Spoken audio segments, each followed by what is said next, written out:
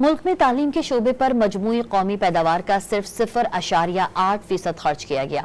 इक़्तिसादी सर्वे 2024-25 के मुताबिक मुल्क में मजमूई शरह ख़वानदगी 60.6% रही। ख़वातीन के मुकाबले में मर्द 16% ज्यादा तालीम याफ्ता हैं। सर्वे के मुताबिक इस वक्त मुल्क भर में यूनिवर्सिटीज की कुल तादाद 269 है।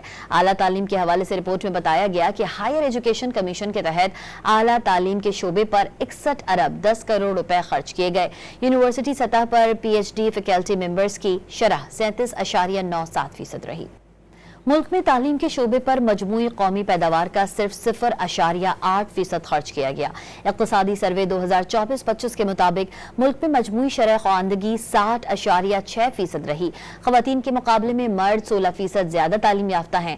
सर्वे के मुताबिक इस वक्त मुल्क भर में यूनिवर्सिटीज की कुल तादाद 269 है। आला तालीम के हवाले से रिपोर्ट में बताया गया कि हायर एजुकेशन कमीशन के तहत आला तालीम के शोबे पर 61 अरब 10 करोड़ रुपए खर्च किए गए।